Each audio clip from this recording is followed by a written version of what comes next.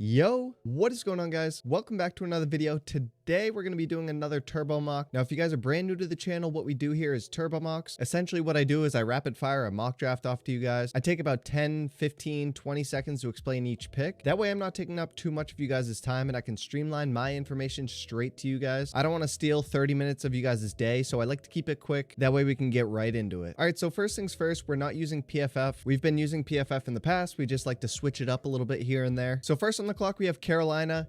As you guys know, and you guys have probably heard, it really sounds like CJ Stroud is going to be the guy. Josh McCown has been pretty much all over CJ Stroud all offseason. Seems like that's pretty much written in stone. So we're going to go ahead and take CJ Stroud. He's going to the Panthers first overall. With the second overall pick, we're not complicating this one. The Houston Texans need their franchise quarterback. They're going to take Bryce Young. In my opinion, I think Bryce Young is the best quarterback in this class, so it's really good to be able to get him at the second overall pick. Next on the clock, we have the Arizona Cardinals. Now, this is a team that's looking to trade back. I don't think anyone's going to be trading up for Anthony Richardson despite all the rumors. Will Levis isn't a guy that people are going to be trading up for as well. We're going to stay put. We're going to take Will Anderson Jr. He's going to slide right onto that defensive line. That's a position of need for that team. And I do think he is the best player in this draft, if not Bryce Young. Next up, we have Indy at the 4th overall. We have a new head coach over there. That's going to be Shane Steichen. He was heavily involved in the development of Jalen Hurts.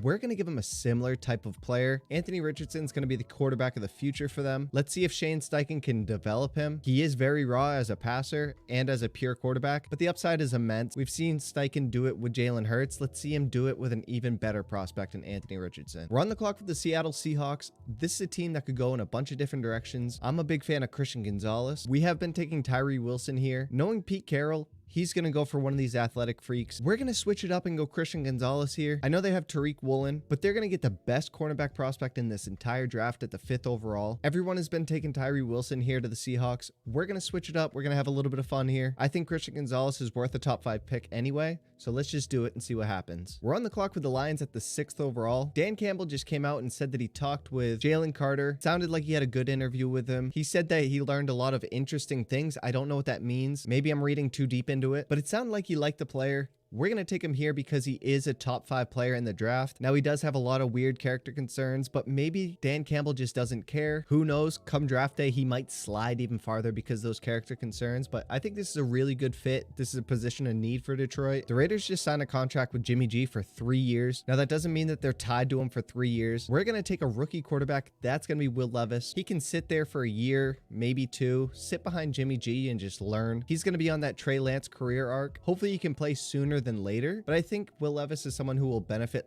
long-term by sitting behind someone who has some IQ. He needs to develop a little bit. I think this is a good move by the Raiders. They're probably not going to be in the top 7 next year if Jimmy G starts all 17 games. So you take your rookie quarterback, give him some time, and then you just go from there. Atlanta's on the clock, and they desperately need an edge rusher. They benefit from Tyree Wilson falling here all the way to the 8th pick. I don't know if I see that happening in the real draft, but here he is. Atlanta's going to take him. It's going to be a home run pick for them. We're on the clock here with the Chicago Bears. This is a team that needs a bunch of different positions. They just traded back from the 1st overall, so they got a bunch of draft picks. I don't want to hit the panic button and just take a tackle here. I don't feel like they need to reach on one of these wide receivers either. So I'm going to take a cornerback for this team. Jalen Johnson, he's a really good player, but he's on a contract year. They drafted Kyler Gordon pretty high last year, early 2nd round. I think Kyler Gordon, you can stick him in the slot. We draft Joey Porter Jr. here, and then you have Jalen Johnson on the opposite side. You have 3 really good corners. Kyler Gordon wasn't great as a rookie. Jalen Johnson, who knows what his future looks like with the Bears. You're going to get an elite cornerback prospect here at the 9th overall pick. Now, if you guys have been watching mock drafts for a very long time,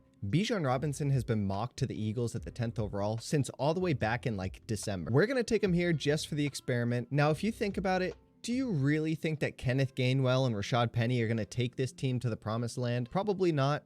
They have a chance to get very special at the running back position. This is a team that has a playoff window open right now. You want to be special back there. Bijan is light years better than what they had in the backfield last year. I'm not sold on Penny. I know he's talented, but like, let's not overthink this too much. I think at the end of the day, people are going to be surprised at how high Bijan goes. The Eagles kind of have a luxury pick right here. We're going to put Bijan Robinson in that backfield, and they're just going to go probably right back to the NFC Championship game. We're on the clock with the Tennessee Titans. They're going to take the first tackle tackle off the board. That's going to be Peter Skoronski. Now he has a little bit of positional flexibility. He might be a guard at the next level, but regardless, this team needs offensive linemen. If he ends up being a guard, the team needs that anyway. If he ends up being a great franchise left tackle, so be it. You get him here at the 11th overall and you figure it out later. All right, so we took Bryce Young. Brandon Cooks just got traded to the Cowboys. The team has John Mechie in the slot. He hasn't played yet. They have Nico Collins on the boundary. It kind of just sounds like they need a good receiver regardless of position. We're going to take Jackson Smith-Njigba here. I think he's the wide receiver 1 in this class. Although he is a slot only option as of right now, I have a hunch that he's probably a little bit better than that. I believe that he can play on the boundary. We'll see what happens at the next level for him, but you're getting an elite wide receiver prospect here at the 12th pick overall. We're on the clock here with the Jets. This team needs a left tackle. I'm not super sold on Mekhi Becton being healthy, being lighter, all of that. They need to get better at left tackle. They need to get better on the left side of the line. Let's take Paris Johnson Jr. here. Whoever the quarterback is there of the future, they're going to have a franchise left tackle. They don't have to worry about Mekhi Becton being available. This is just an easy pick. Paris Johnson Jr. is a good player. Let's get him here to the Jets. Now, all of my Patriots fans and friends are going to hate me for this pick. We have Broderick Jones on the board. We have Devin Witherspoon. Those are players that everyone knows that I love. We're going to go with Quentin Johnston because of all the connections that New England has to him. We've been very aggressive about how we've been interviewing our wide receivers. Quentin Johnston has come out and said he's had amazing interviews with the Patriots. We've kind of been all over him in this draft cycle. Now, I don't think he's a perfect fit. I don't know if that's exactly what we need, but we're going to mock him here anyway. It kind of feels realistic at this moment. They're starting to get some momentum with him coming to New England. He said he feels really comfortable. He really loves his interviews with New England. We make him feel at home and he gets excited when he talks to us. So I don't know. Maybe I'm looking too deep into it, but Quentin Johnston, New England here at pick 14. The Green Bay Packers need a few different positions. We could go with wide receiver here, but I don't love the value. I don't love Jordan Addison here in the top 15. So what we're going to do is we're going to trade back a few picks. We're going to trade the Tampa Bay Buccaneers up here, and they're going to take a tackle. So what we're going to do is we're going to trade the 19th pick and a 3rd round pick to get up to the 15th overall. Who knows the real details of a trade like this, but we're just going to force it and get it done here. Now with Tampa Bay on the clock, they're going to take the last elite offensive tackle prospect in this class. That's going to be Broderick Jones from Georgia. Now, I love Darnell Wright. I love Anton Harrison. But I think Broderick Jones is just a step above these guys, and we need a left tackle prospect here for them. They just lost Donovan Smith. Let's get him Broderick Jones, and they can fix that left tackle spot. The Washington Commanders really need some players on the offensive line. They probably need a quarterback. They could use linebacker. They could use just a bunch of different things. They're in a transition year this year, in my opinion, because they don't have the quarterback figured out yet. We're just going to take the best prospect on the board right now, and that's Devin Witherspoon. I believe he's a top 12-ish player in this draft. He falls all the way to pick 16 here. Too good of a value at a position of need. Let's just take him. The Pittsburgh Steelers need to improve on the offensive line. They're going to take right tackle Darnell Wright from Tennessee. Mike Tomlin was at the Senior Bowl. He got to deal with Darnell Wright firsthand. He's very familiar with the player. He knows how elite he is. I think very highly of him. So we're going to take him here. We're going to fix that offensive line one player at a time. We're going to go right back to the same school. Going to go to Georgia and take Nolan Smith here. Now he's more of like a speed rusher, a weak side linebacker. He's a little bit of a different mold than Aiden Hutchinson is. So he has different ways of getting after the quarterback. You got Aiden Hutchinson, Jalen Carter, Nolan Smith all on the same defensive line. And then you have a bunch of rookies from last year, like James Houston, Malcolm Rodriguez. That front seven's getting a lot better. You're going to be able to get after the quarterback and stop the run. I just like this pick. After trading back from 15, Green Bay is going to go ahead and take their wide receiver. They're going to take Jordan Addison here. Jordan Addison's a little bit better here at 19 than he was at 15. They got themselves an extra 3rd round pick because of it as well. Our Christian Gonzalez pick is actually looking really good now. I love Lucas Van Ness here. We were going to take Tyree Wilson, but now you get Christian Gonzalez and Lucas Van Ness. You get really good players at both those positions. This team's going to be really special at corner, but they also get Lucas Van Ness, who's going to be a really good, powerful edge rusher. With the news today that JC Jackson has no timetable for him to come back and play, it sounds like his rehab's just not going well. This team does need wide receiver. They could use tight end. There's not a whole lot of stuff that I like taking for this team here other than wide receiver, but there is a player that I absolutely love, and that's going to be Deonte Banks. We're finding a reason to draft him here at the 21st overall. Even if JC Jackson is ready, they need to get better at corner regardless. Asante Samuel's a slot corner. I think Deonte Banks is a really good day one prospect. You plug him right into that defense. He's got some versatility. If JC Jackson Jackson isn't ready, you get a really good corner ready to go. We're on the clock here at the 22nd overall with the Ravens pick. Regardless of what the quarterback situation looks like next year, they need some receiving weapons. We're going to take Zay Flowers here. I think he's probably a top 25 player. We're on the clock here with the Vikings. This is a team that we wish we had one of the elite corners fall to them. So what we're going to do is we're just going to improve that defensive line. We're going to take Kalijah Cansey here. Now he's going to be a really good defensive tackle prospect. You're going to stick him right on the interior of that defensive line. He's going to be able to get after the quarterback, improve the run defense. He's kind of a wild card right now. We don't know exactly how high he's going to go, but the consensus is that he's going to be like a top 25 pick. One of my most picked players in these mock drafts is Brian Branch to the Jaguars. I can't move off that pick.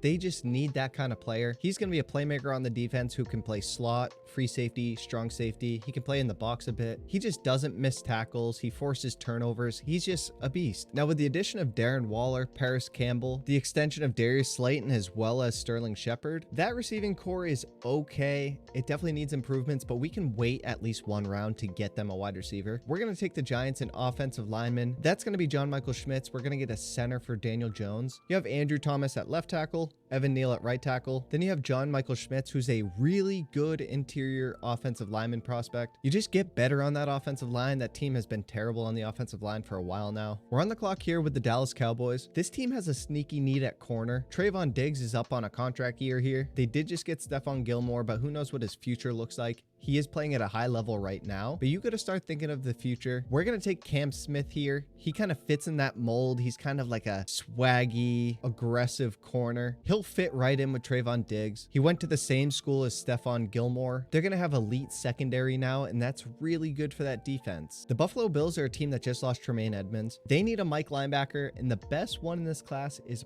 probably Jack Campbell. Now, there's more upside from Trenton Simpson and Drew Sanders, but Jack Campbell is someone who has a lot of experience. He's going to step right in and probably be like a 100 tackle kind of guy. You only have Matt Milano in that second level. This team just keeps losing defensive players. So we're going to get Jack Campbell. Yes, they have needs on the offensive line. They need wide receivers as well, but I think Jack Campbell's a really good player. Team needs to get better at linebacker, so we're going to do that here with Jack Campbell. After signing Orlando Brown, I no longer care about getting better in the offensive line in the first round here. We're going to take a luxury pick, and that's going to be Michael Mayer. Be a really good red zone target. We're just going to keep getting Joe Burrow these weapons, and it's just going to be dynamite. We're going to get better on the offensive line for Derek Carr here. We're going to take a really good guard prospect. That's going to be Osiris Torrance from Florida. It wouldn't surprise me to see him go inside the first round. I like Osiris Torrance. It's a position of need for the Saints. We're going to take him here. We're on the clock with the Philadelphia Eagles. I just like the value here of Myles Murphy too much to ignore it. I think he's too good of a player here to fall outside of the first round. This is in like that George Karlaftis range of last year. Let's take him.